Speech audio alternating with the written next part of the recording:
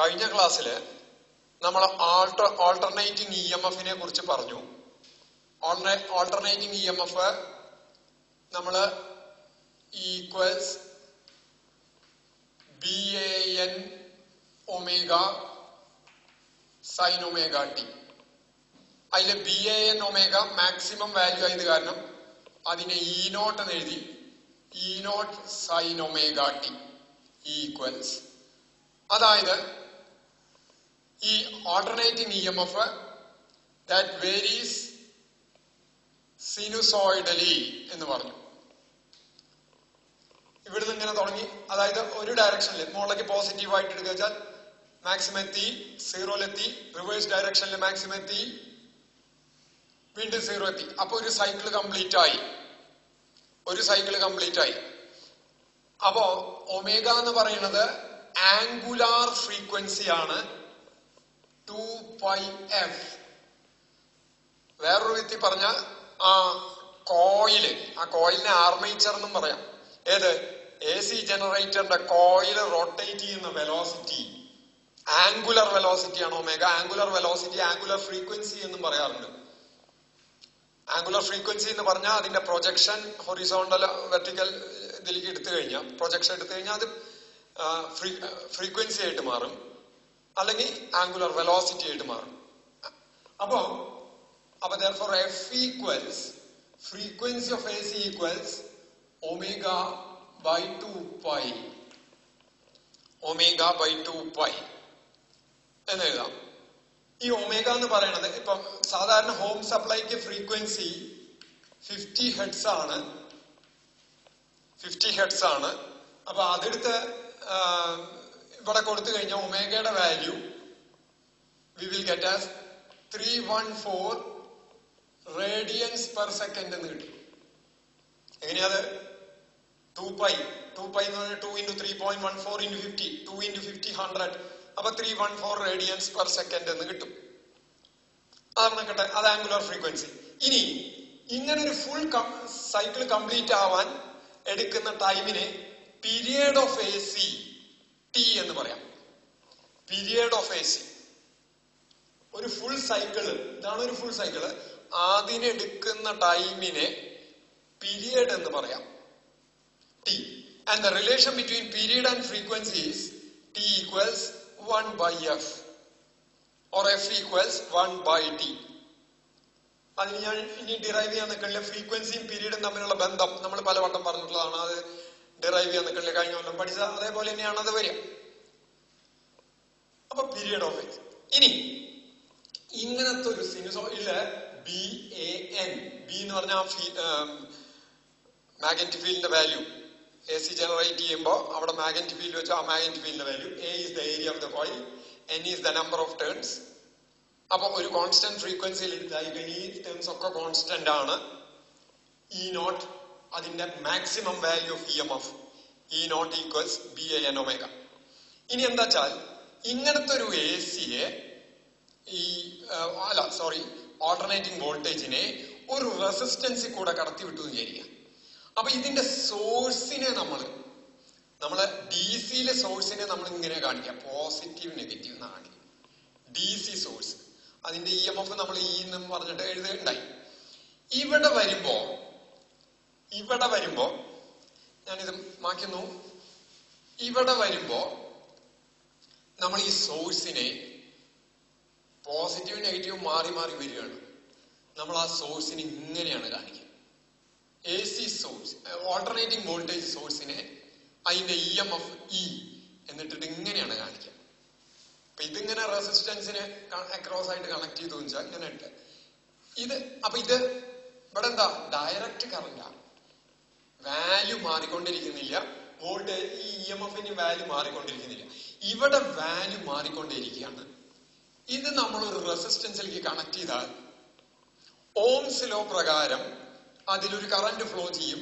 And that is given by, ഇതിന്റെ resistance R ആണെങ്കിൽ ഇവിടെ നമ്മൾ ഇങ്ങനെ തന്നെ എടുത്ത കറന്റ് ഫ്ലോ ചെയ്തു ആയി. ഇവിടെ ഇതിന്റെ റെസിസ്റ്റൻസ് R ആണെങ്കിൽ I ഈക്വൽസ് E/R എന്ന് പറഞ്ഞു. ഇവിടെ E/R എന്ന് എടുക്കാം. ഈക്വൽസ് ഇക്ക് പകരം E nought sine omega T by R. E nought by ആറിന് പകരം എനിക്ക് ഐ നോട്ട് എന്ന് എഴുതാം. ഇ നോട്ട് ബൈ ആറിന് പകരം എനിക്ക് ഐ നോട്ട് എന്ന് എഴുതാം, which is the maximum value of current, I naught sin omega t. What is I naught? E naught E by R. Right? അപ്പൊ E naught maximum value of EMF ആണെങ്കിൽ E naught by R equals I naught is the maximum value of current. Right?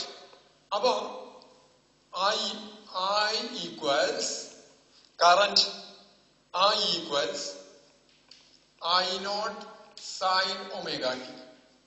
ഇവിടെ I equals E by R. ഏതില്? Direct current. ഇതിനെ എനിക്ക് D C എന്ന് വിളിക്കാം, direct current. ഇവിടെ ഇയും constant, R constant, ഐയും കോൺസ്റ്റന്റ് ആണ്. ഈ കോൺസ്റ്റന്റ് ആയിട്ട് ഇരിക്കുകയാണെങ്കിൽ, ആറ് കോൺസ്റ്റന്റ് ആണെങ്കിൽ ഐ കോൺസ്റ്റന്റ് ആണ്. ഐ സമയത്തിനനുസരിച്ച് മാറുന്നില്ല. ഇവിടേക്ക് നോക്കുക. ഇവിടെ നോക്കുമ്പോ ടൈമിന്റെ ഫംഗ്ഷൻ ആയിട്ടാണ് കറണ്ട് വരുന്നത്. ടൈമിനെ ഡിപ്പെൻഡ് ചെയ്തിട്ടാ കറണ്ട് നിൽക്കുന്നത്.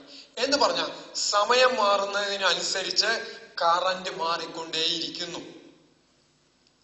സച്ച് എ കറന്റ്, ഈ കറന്റും ഓൾട്ടർനേറ്റ് ആയിട്ട് മാറിക്കൊണ്ടിരിക്കുകയാണ്. ഇതേപോലെ വരിക.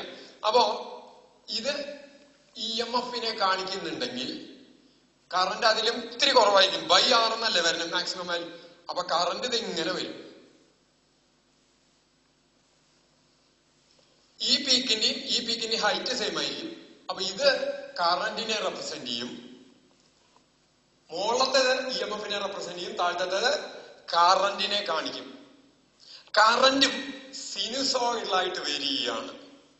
അപ്പോ കറന്റിനെടുക്കുന്ന പീരീഡും ഇ എം എഫിന് എടുക്കുന്ന പീരീഡും സെയിം ആണ്, ടി തന്നെയാണ് വരിക. ഇനി ഇവിടെ നോക്കൂ, ഓരോ ഇൻസ്റ്റന്റിലും ഓരോ കറന്റാണ്. അപ്പൊ എനിക്ക് ഐ ഓഫ് ടി എന്നാണ് ഞാൻ എഴുതണം. Current is a function of time. ഏത്? Alternating current. Right?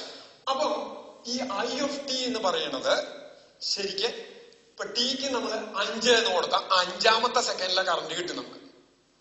I not അറിയാം എന്ന് വിചാരിക്കാം. ഇ നോട്ട് നമുക്ക് BAN ഒമേഗ വെച്ച് കാൽക്കുലേറ്റ് ചെയ്യാം. റെസിസ്റ്റൻസിന്റെ വാല്യൂ അറിഞ്ഞാൽ ഐ നോട്ട് കാൽക്കുലേറ്റ് ചെയ്യാം.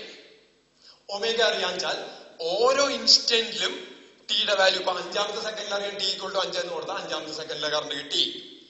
3ാമത്തെ സെക്കൻഡിൽ അറിയാൻ ടി ഈക്വൾ ടു 3 കൊടുത്താൽ 3ാമത്തെ കിട്ടി.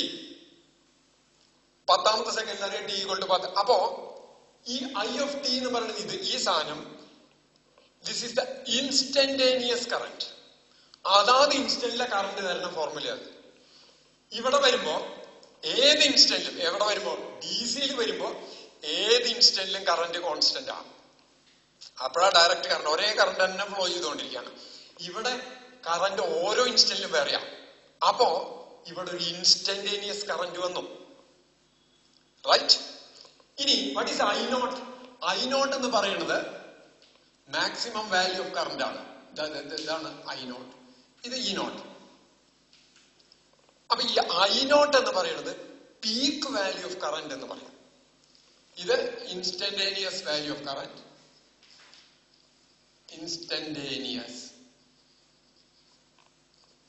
value of current. And what is I naught?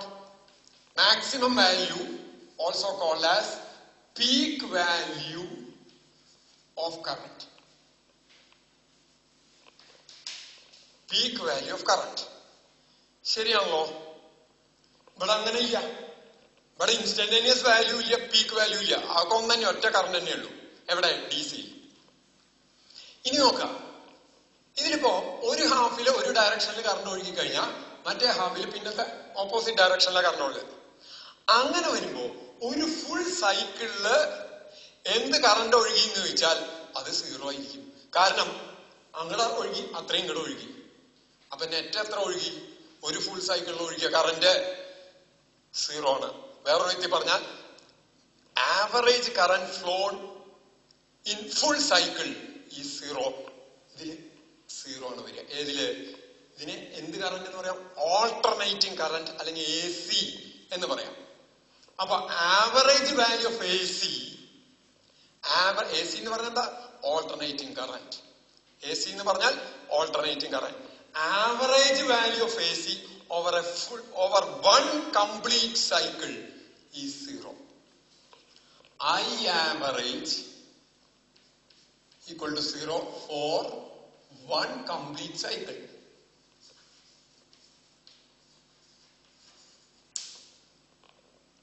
Okay, one complete cycle. പക്ഷേ വൺ കംപ്ലീറ്റ് സൈക്കിള് 0 ആണ് വരിക.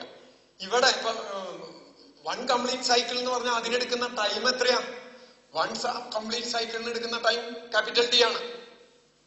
ആ ടി ടൈമില് യാതൊരു ഫ്ലോ ഇല്ലാത്ത പോലെ ഉണ്ടാവുക. കാരണം T/2 ഇങ്ങോട്ട് ഫ്ലോ ചെയ്തു, തുടങ്ങിയോടെ തന്നെ എത്തി. എത്ര ഡിസ്പ്ലേസ്മെന്റ് നീങ്ങി? ഒന്നും നീങ്ങിയില്ല. ചാർജ് നീങ്ങാത്ത എഫക്റ്റ് ഉണ്ടാവണം. ശരിക്കും പറഞ്ഞ എ സി സർക്യൂട്ടിൽ എന്താ ഉണ്ടാവണേ വെച്ചാ, ആ ഇലക്ട്രോൺസ് അങ്ങോട്ട് പുറപ്പെടാൻ തുടങ്ങുമ്പോഴേക്കും തിരിച്ച് ഇതായി. ഒരു സെക്കൻഡിൽ 50 പ്രാവശ്യം ഈ ഇലക്ട്രോൺസ് കിടന്നിട്ട് വൈബ്രേറ്റ് ചെയ്യലാണ് നടക്കുന്നത്. അല്ലാണ്ട് അങ്ങോട്ട് മൂവ് ചെയ്തു തിരിച്ചിങ്ങോട്ട് മൂവ് ചെയ്തു അതിനൊന്നുള്ള സമയം കിട്ടില്ല. കാരണം എന്താ? ഇതാണ് ഒരു സെക്കൻഡ്. ഈ ഒരു സെക്കൻഡിനുള്ള 50 വട്ടം ഫുൾ സൈക്കിൾ ഫോം ചെയ്തു എന്ന് പറഞ്ഞാൽ 50 വട്ടം ഈ ഇലക്ട്രോൺസ് അങ്ങോട്ട് ഇങ്ങോട്ട് മൂവ് ചെയ്തു എന്ന് അർത്ഥം. അപ്പൊ അത് ആക്ച്വലി അതെന്താ ചെയ്യണേ? അതാ അതിൽ കിടന്നിട്ട് ശരിക്കും വൈബ്രേറ്റ് ചെയ്യാണ്. ഓക്കെ, ശരി. ഇനി വേറൊരു പ്രശ്നം എന്താ വെച്ചാൽ റെസിസ്റ്റൻസിൽ കൂടിയാണ് ഇവിടെ കടത്തി വിട്ട. ഇറ്റ് ഈസ് ഫൗണ്ട് ദാറ്റ് ഈ രണ്ട് കേസിലും ശരിക്കും ഒരു ഫുൾ സൈക്കിളിൽ കറണ്ട് എന്ത് കടന്നുപോയി? ഒന്നും കടന്നു പോയിട്ടില്ല എ സിയിൽ. പക്ഷേ കുറച്ചു നേരം എ സി റെസിസ്റ്ററിൽ കൂടെ കടത്തി വിട്ടാൽ റെസിസ്റ്റർ ചൂടാവണ കാണാം. ഇലക്ട്രിക്കൽ പവർ I²R എന്നും പറഞ്ഞിട്ട് DC പഠിച്ചിട്ടുണ്ട്. അത് ഇവിടെ ഉണ്ട്. ഇത് ചൂടാവണ കാണാം. അതെന്താ കാരണം വെച്ചാൽ അപ്പൊ നമ്മള് വിരൽ ഇങ്ങോട്ട് ഉരയ്ക്കുക നിൽക്കുക, ഫ്രിക്ഷനെതിരെ വർക്ക് ചെയ്തു, തിരിച്ചു ചൂട് വന്നു, തിരിച്ചിങ്ങടാക്കി, വിരല് പണിന്നെത്തി, തുടങ്ങിയോടത്തെത്തി, നീങ്ങിയിട്ടൊന്നുമില്ല. പക്ഷെ ഇങ്ങടാക്കുമ്പോഴുള്ള ചൂടിന്റെ ഡബിൾ എഫക്റ്റ് ആണ് ഇങ്ങടാക്കിയിട്ട് ഇങ്ങടാക്കുമ്പോ വരുന്നത്. അതായത് കറന്റ് അങ്ങോട്ട് മൂവ് ചെയ്യുമ്പോഴും ഇലക്ട്രിക്കൽ ഫ്രിക്ഷൻ ഉണ്ട്. ഇലക്ട്രിക്കൽ റെസിസ്റ്റൻസ് എന്ന് പറഞ്ഞാൽ ഒരു വിധത്തിൽ പറഞ്ഞ ഇലക്ട്രിക്കൽ ഫ്രിക്ഷനാണ്. അതിനെതിരെ വർക്ക് ചെയ്യുമ്പോൾ ഹീറ്റ് എനർജി പ്രൊഡ്യൂസ് ചെയ്യും. അപ്പൊ ഒരു ഫുൾ സൈക്കിളിൽ കറന്റ് ആവറേജ് ഒഴുകിയത് 0 ആണെങ്കിലും അവിടെ ഹീറ്റ് എനർജി ഡെവലപ്പ് ചെയ്യുന്നുണ്ട്. അതായത് ആ എ സി ആ റെസിസ്റ്ററിൽ ഒരു ഇഫക്റ്റ് ഉണ്ടാക്കുന്നുണ്ട്. അത് ഒഴുകിയ ഒരു ഫലം ഉണ്ടാക്കുന്നുണ്ട് അവിടെ. അങ്ങനെ വരുമ്പോ ഈ എ സിക്ക് ഒരു ഇഫക്റ്റീവ് വാല്യൂ കൂടി ഉണ്ട്. ആവറേജ് വാല്യൂ 0 ആണ്, ഒരു ഇൻസ്റ്റന്റേനിയസ് വാല്യൂ ഉണ്ട്, ഒരു പീക്ക് വാല്യൂ ഉണ്ട്. റൈറ്റ്? ഇനി ആ എ സി ഒരു റെസിസ്റ്ററിൽ കൂടെ കടത്തി വിട്ടാൽ ഈ പോസിറ്റീവ് ഹാഫിലും റെസിസ്റ്റൻസ് ഉണ്ടാവും, നെഗറ്റീവ് ഹാഫിലും റെസിസ്റ്റൻസ് ഉണ്ടാവും. റെസിസ്റ്റൻസിനെതിരെ വർക്ക് ചെയ്യുമ്പോൾ ഹീറ്റ് എനർജി ഉണ്ടാവും. അങ്ങോട്ട് ഒഴുകിയ പോസിറ്റീവ് ഹീറ്റ് എനർജി, ഇങ്ങോട്ട് ഒഴുകിയ നെഗറ്റീവ് ഹീറ്റ് എനർജി. അങ്ങനെയില്ല. എനർജി എപ്പോഴും പോസിറ്റീവ് ഉള്ളൂ. അങ്ങോട്ട് ഒഴുകിയാലും പോസിറ്റീവ്. അപ്പൊ അങ്ങോട്ട് ഒഴുകി ഈ കിട്ടിച്ച ഇങ്ങോട്ട് ഒഴുകുമ്പോൾ ഈ തന്നെ വരും, 2E ഉണ്ടാവും, 2 ഹാഫ് ചേർന്ന് കഴിഞ്ഞാൽ. ഓക്കെ, അപ്പോ ഞാൻ പറഞ്ഞു വരുന്നത് എന്താ വെച്ചാൽ അതിനൊരു എഫക്റ്റീവ് വാല്യൂ ഉണ്ട്. ഏതിന്? ഈ എ സിക്ക്. ഇൻസ്റ്റന്റേനിയസ് വാല്യൂ കൂടാതെ ഇപ്പൊ ഒരു ഫുൾ സൈക്കിളിൽ ഒഴുകിയ കറണ്ട് എത്ര? 0. ഒരു കറണ്ട് ഒഴുകിയ അത്ര എഫക്റ്റ് ആണ്. പക്ഷേ അതവിടെ ഹീറ്റ് എനർജി ഡെവലപ്പ് ചെയ്തു. അങ്ങനെ വരുമ്പോ അവിടെ ആ എ സിക്ക് അതുണ്ടാക്കുന്ന എഫക്റ്റ് മെഷർ ചെയ്യുന്ന എഫക്റ്റീവ് വാല്യൂ ഉണ്ട്. അതൊരിക്കലും നോക്കൂ, പീക്ക് വാല്യൂ എന്ന് പറഞ്ഞാൽ I0 ആണ്. അതുണ്ടാക്കുന്ന എഫക്റ്റ് പീക്ക് വാല്യൂ ഈ ഒരു ഇൻസ്റ്റന്റിൽ മാത്രമേ എത്തുള്ളൂ. ഇവിടുത്തെ ഒരു ഇൻസ്റ്റന്റും ഇവിടുത്തെ ഒരു ഇൻസ്റ്റന്റും മാത്രമേ പീക്ക് വാല്യൂ എത്തുള്ളൂ. അല്ലാണ്ട് സ്ഥിരം പീക്ക് വാല്യൂവിൽ നിൽക്കാൻ പറ്റില്ല കറണ്ടിന്. അപ്പൊ ഒരിക്കലും ആ എഫക്റ്റ് പീക്ക് വാല്യൂവിന്റെ എഫക്റ്റ് അല്ല ഉണ്ടാക്കുക, അതിനും കുറവായിരിക്കും. സംശയമില്ലല്ലോ. ഇതിന് ഒരു ഇൻസ്റ്റന്റിൽ മാത്രമേ പീക്ക് വാല്യൂവിൽ എത്തുന്നുള്ളൂ. അപ്പൊ ഇതിൽ കൂടെ ഉണ്ടാകുന്ന ഇത് ഫ്ലോ ചെയ്യുമ്പോൾ ഉണ്ടാകുന്ന ഹീറ്റിംഗ് എഫക്റ്റ് ഒരിക്കലും ആ പീക്ക് വാല്യൂവിന് കറസ്പോണ്ടിങ് ആയിട്ടുള്ളതായിരിക്കില്ല. കാരണം അതൊരു ഇൻസ്റ്റന്റിൽ മാത്രമേ ഉള്ളൂ. അപ്പോ ആ എഫക്റ്റീവ് വാല്യൂ കാണണം. അത് രണ്ട് വിധത്തിൽ ഞാൻ കാണാൻ ഉദ്ദേശിക്കുന്നുണ്ട്. ഒന്ന്, എക്സ്പെരിമെന്റൽ ആയിട്ട് എങ്ങനെ കാണാം. രണ്ട്, മാത്തമാറ്റിക്കൽ ആയിട്ട് എങ്ങനെ കാണാം. അതാണ് ഡിസ്കസ് ചെയ്യുമ്പോൾ. എക്സ്പെരിമെന്റൽ ആയിട്ട് കാണുമ്പോൾ അത് വളരെ ഈസിയാണ്. അത് വളരെ ഈസിയാണ്. എക്സ്പെരിമെന്റൽ ആയിട്ട് കാണുമ്പോൾ അത് വളരെ ഈസിയാണ്. എന്ന് വെച്ചാൽ ഹീറ്റ് കടത്തിവിട്ട കറന്റ് കടത്തിവിട്ട റെസിസ്റ്റൻസ് ഹീറ്റ് എനർജി പ്രൊഡ്യൂസ് ചെയ്യും. I²R പറയണ്ടായി. റൈറ്റ്? അപ്പോ അത് നമുക്ക് മെഷർ ചെയ്യാം. എങ്ങനെ? ആ കോയിൽ റെസിസ്റ്റൻസ് നോൺ റെസിസ്റ്റൻസ് ഉള്ള കോയില് വെള്ളത്തിൽ അങ്ങനെ ഇമേഴ്സ് ചെയ്ത് വെക്കുക. ഇനീഷ്യൽ ടെമ്പറേച്ചർ നോട്ട് ചെയ്യുക. അത് കഴിഞ്ഞ് ഇത്ര നേരത്തേക്ക് ഫൈനൽ ടെമ്പറേച്ചർ നോട്ട് ചെയ്യുക. അപ്പോ അവിടെ ഉണ്ടായിരുന്ന heat energy MS into T2 minus T1 heat energy develop ചെയ്ത് that is equal to I²R. അങ്ങനെയൊക്കെ ഇക്വേറ്റ് ചെയ്ത് നമുക്ക് ആ ഹീറ്റ് എനർജി ഉണ്ടായത് കണ്ടുപിടിക്കാൻ പറ്റും. ഹീറ്റ് എനർജി ഉണ്ടായതും അതിൽ നിന്നുള്ള കറന്റും കണ്ടുപിടിക്കാൻ പറ്റും. അപ്പോ എത്ര കറന്റ് ഫ്ലോ ചെയ്തു എന്നുള്ളത്. അപ്പൊ എന്താ ചെയ്യണേ വെച്ചാ ആദ്യം ഒരു റെസിസ്റ്റൻസിൽ കൂടെ, അപ്പൊ ഞാൻ പറഞ്ഞു വന്ന എന്താ വെച്ചാൽ ഒരു റെസിസ്റ്റൻസിൽ കൂടെയുള്ള ഹീറ്റ് എനർജി നമുക്ക് കണ്ടുപിടിക്കാൻ പറ്റുന്ന പറഞ്ഞു. ഓക്കെ, ഒരു റെസിസ്റ്റൻസ് R എടുത്തു. അതിനാദ്യം ഒരു DC സോഴ്സ് കണക്ട് ചെയ്തു, നോൺ വാല്യൂ E. അപ്പൊ അതിലത്തെ കറന്റ് എനിക്കറിയാം, അത് കണ്ടുപിടിച്ചു. അതിലുണ്ടായ ഹീറ്റ് എനർജി കണ്ടുപിടിച്ചു. I²R equals H. അത് കണ്ടുപിടിച്ചു. റൈറ്റ്? ഇനി എന്ത് ചെയ്തു വെച്ചാ അപ്പൊ അവിടെ കറസ്പോണ്ടിങ് വാല്യൂ ഓഫ് ഈ Hന് കറസ്പോണ്ടിങ് ആയിട്ടുള്ള കറന്റിന്റെ വാല്യൂ I ആണ്. സംശയമില്ലല്ലോ. അതിനെ ഞാൻ IDC ആണ് കടത്തിവിട്ട IDC എന്ന് എഴുതാം.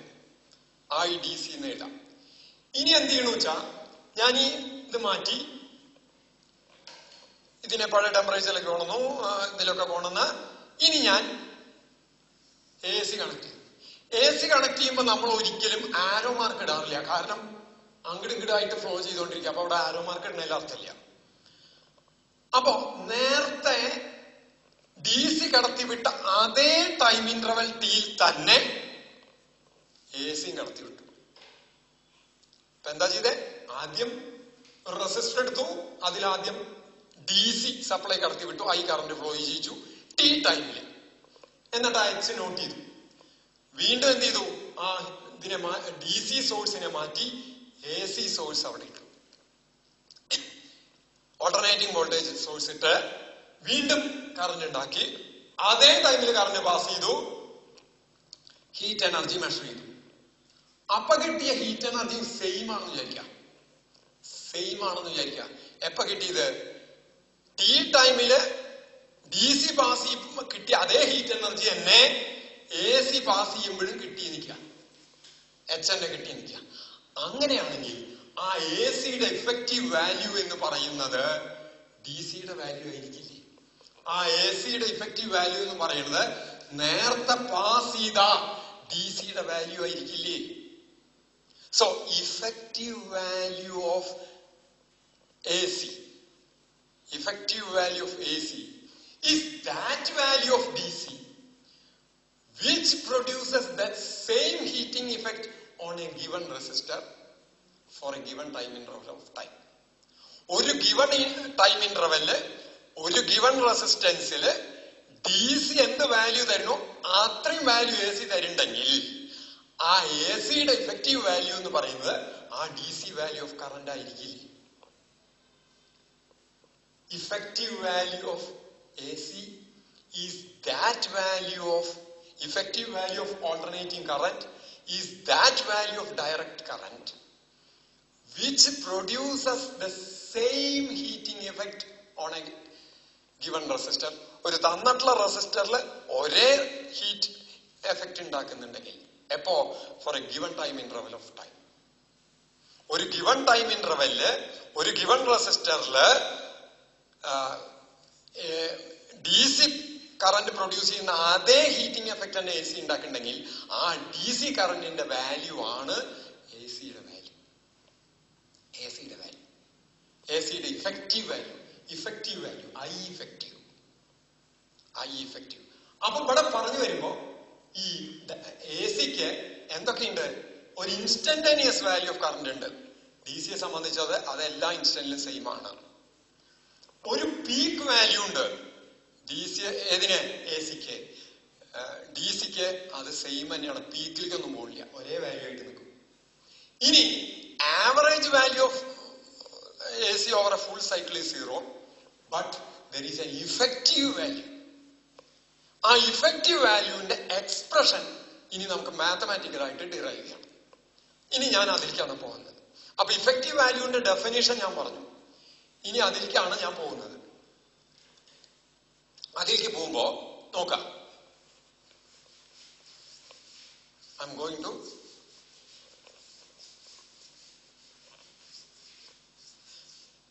നോക്കൂ. ഈ DC അല്ല സാർ AC കണ്ടിന്യൂസ് ആയിട്ട് വേരി ചെയ്തുകൊണ്ടിരിക്കുകയാണ്. ഓക്കെ. അപ്പൊ DT ടൈമിൽ ഫ്ലോ ചെയ്ത കറന്റ് ഈ DT വീതം വെച്ച് ഓരോ ഇൻസ്റ്റന്റിലും ഇപ്പൊ ഇങ്ങനെ AC എടുത്തു. ഓരോ ഇൻസ്റ്റന്റിലും കറണ്ട് കൂടി കൂടി ചേഞ്ച് ചെയ്തുകൊണ്ടേയിരിക്കുകയാണ്. മാറാണ്ട് നിൽക്കില്ല.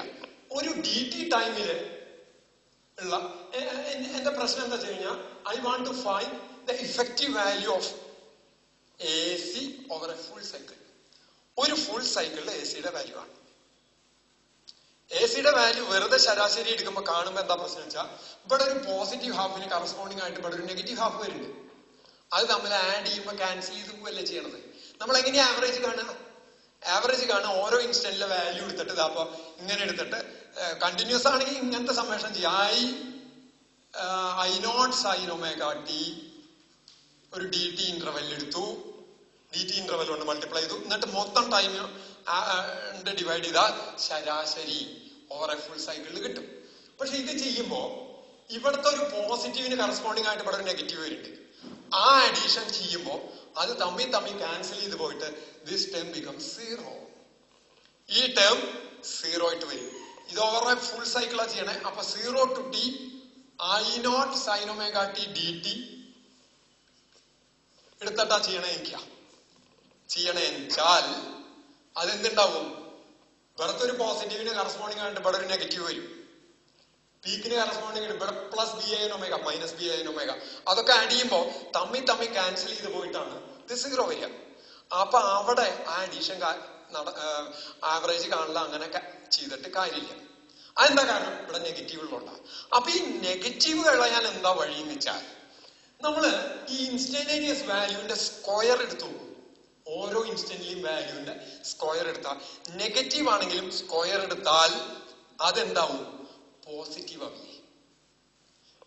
ആവറേജ് വാല്യൂ കണ്ടുപിടിക്കാനുള്ള വഴി എന്ന് പറയുന്നത് ഓരോ ഇൻസ്റ്റന്റിലും കറന്റിനെ ഒരു ടൈം ഇന്റർവെൽ കൊണ്ട് മൾട്ടിപ്ലൈ ചെയ്ത് എല്ലാം കൂടി കൂട്ടി അതിനെ മൊത്തം ടൈം കൊണ്ട് ഡിവൈഡ് ചെയ്താൽ നമുക്ക് ആവറേജ് വാല്യൂ കിട്ടും. ഇതാണ് വഴി. I0 sin omega t ഒരു ഇൻസ്റ്റന്റിലെ വാല്യൂ. അപ്പൊ DT ടൈമിൽ ഒഴുകിയ കറണ്ട് എത്രയാ നോക്കാൻ വേണ്ടിയിട്ട് ഇൻറ്റു DT, റൈറ്റ്? അങ്ങനെ മൊത്തം കറണ്ടിനെ കൂട്ടി. അപ്പൊ DT ടൈമിൽ ഒഴുകിയ കറണ്ട് അത്. അപ്പൊ T ടൈമിൽ ഒഴുകിയ കറണ്ട് കിട്ടാൻ ബൈ T ചെയ്താൽ പോരെ. ഫുൾ സൈക്കിളിന്റെ ടൈം എന്ന് പറഞ്ഞാൽ T ആണ്. പക്ഷെ അങ്ങനെ ചെയ്യുമ്പോൾ വരുന്ന പ്രശ്നമാണ് ഇത് പറഞ്ഞത്. അപ്പൊ അത് ഒഴിവാക്കാൻ നമ്മൾ എന്ത് ചെയ്താൽ മതി? ഇതിനെ അങ്ങോട്ട് സ്ക്വയർ ചെയ്താൽ ആ നെഗറ്റീവ് ഒക്കെ പിന്നെയും പോസിറ്റീവ് ആവും. അപ്പൊ എന്ത് വരും? അപ്പൊ ഇതാണ് I ആവറേജ്. ഇത് 0 വരുന്നു. അപ്പൊ ഇതിന് ബദലായിട്ട് എന്ത് ചെയ്യണം? നമ്മൾ എന്ത് ചെയ്യണം? സ്ക്വയർ ചെയ്യുമ്പോൾ എന്ത് വരും? ആ എഫക്റ്റീവ് വാല്യൂ ആണ് നമ്മൾ കണ്ടുപിടിക്കാൻ. 0 to t I0 square sin square omega t dt divided by t. ഇങ്ങനെ ആവറേജ് കാണുമ്പോ കിട്ടുന്ന I സ്ക്വയർ ആണ്. I സ്ക്വയർ ആവറേജ് ആണ്.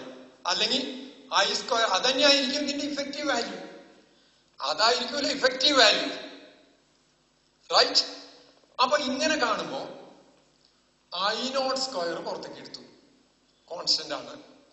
Integral 0 to t sin square omega t dt by capital T.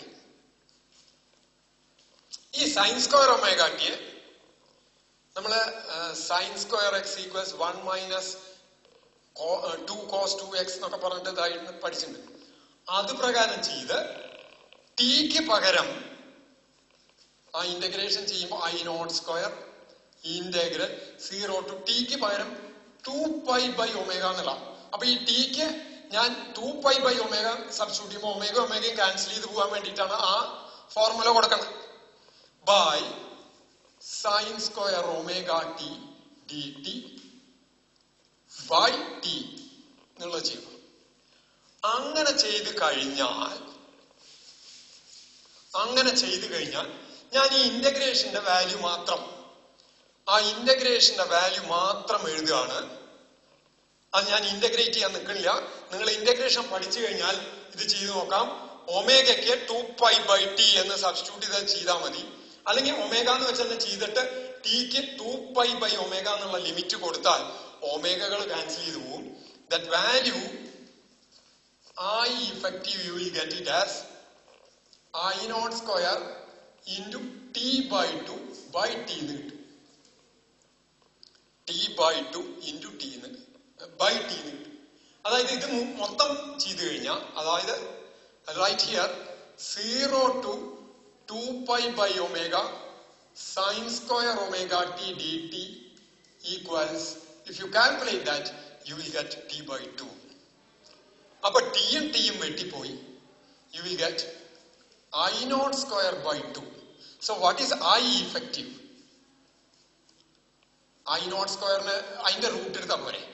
അതിന്റെ root എടുക്കുമ്പോൾ ഐ നോട്ട് ബൈ √2 എന്ന് വരും. I effective equals I nought by √2. Similarly ഇതേപോലെ EMFന് ഒരു എഫക്റ്റീവ് EMF പറഞ്ഞുകൂടെ? ഇതേ വഴിക്ക് കാൽക്കുലേറ്റ് ചെയ്താൽ E0/√2. ഇനി ഇത് കാൽക്കുലേറ്റ് ചെയ്യാൻ നമ്മൾ എന്താ ചെയ്തേ? ആദ്യം സ്ക്വയർ ചെയ്തു, എന്നിട്ട് ശരാശരി കണ്ടു, എന്നിട്ട് സ്ക്വയർ റൂട്ട് എടുത്തു. അതല്ലേ ചെയ്തേ? ആദ്യം സ്ക്വയർ ചെയ്തു, ശരാശരി കണ്ടു. എന്താ ശരാശരി? 0 to t/t. അത് ശരാശരി കാണാൻ ചെയ്തതല്ലേ. എന്നിട്ട് എന്ത് ചെയ്തു? അതിന്റെ റൂട്ട് എടുത്തു. തിരിച്ചു വായിക്കാം. സ്ക്വയർ മീൻ റൂട്ട് തിരിച്ചെഴുതി കഴിഞ്ഞാൽ ഇവിടുന്ന് അങ്ങോട്ട് വായിച്ച root mean square. I effective also called as root mean square value of current. അപ്പൊ ഈ ഐ എഫക്റ്റീവിനെ root mean square value RMS എന്നും പറയും. I effective also called as IRMS. I effective also known as IRMS equals I0 by √2. ERMS equals E0 by √2.